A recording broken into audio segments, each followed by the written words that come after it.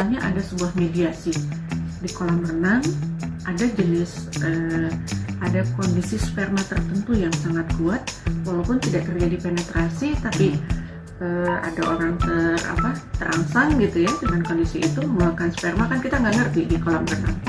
Nah, itu bisa terjadi kehamilan walaupun tidak ada penetrasi.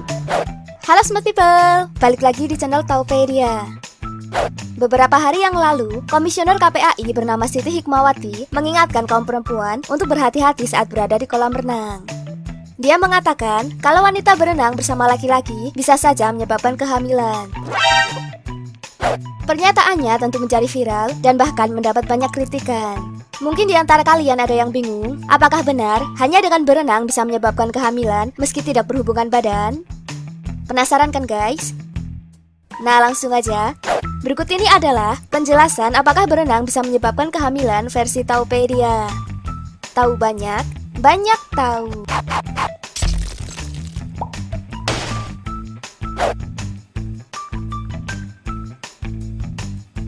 Munculnya wacana berenang bisa menyebabkan kehamilan pertama kali disebutkan oleh Komisioner KPAI bernama Siti Hikmawati.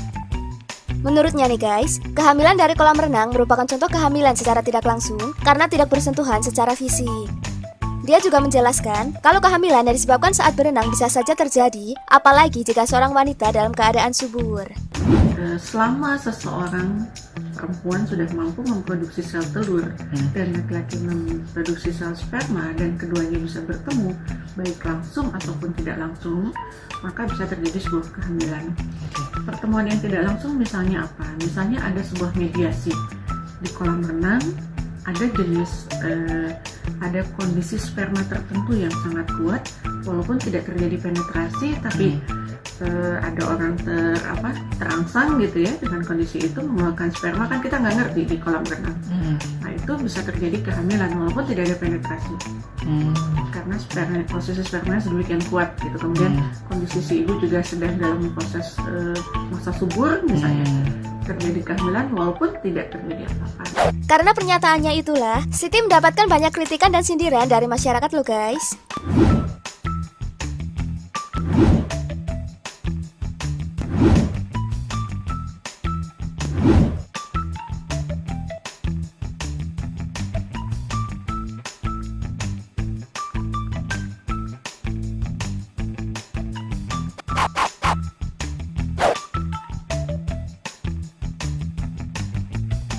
Menanggapi pernyataan Komisioner KPAI, IDI atau Ikatan Dokter Indonesia menilai, secara teori, kemungkinan kehamilan di kolam renang bisa saja terjadi.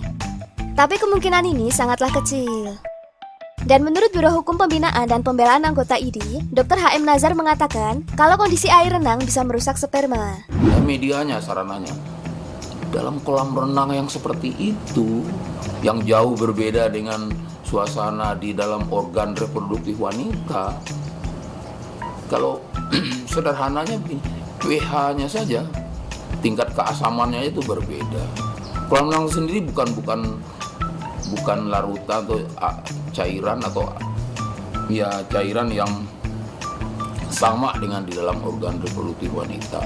pH-nya berbeda. Lalu kemudian di situ ada kaporit lah, ada segala macam. Lah itu saja tuh sudah mengganggu ke kualitas dari si sperma. Sedangkan menurut dokter spesialis obstetri dan ginekologi, Dr. Yasin Yanwar Muhammad menjelaskan, kalau perempuan bisa hamil saat berenang itu tidak benar. Menurutnya nih guys, sperma akan langsung mati dalam beberapa menit setelah dikeluarkan dalam air kolam renang.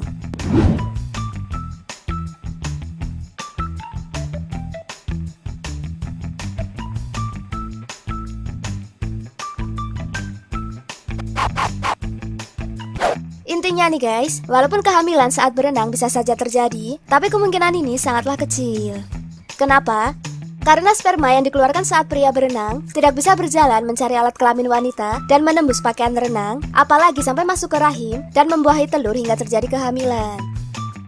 Di sisi lain nih guys, jika ejakulasi terjadi di dalam air panas atau dalam kolam renang yang penuh dengan bahan kimia, sperma hanya akan bertahan hidup selama beberapa detik.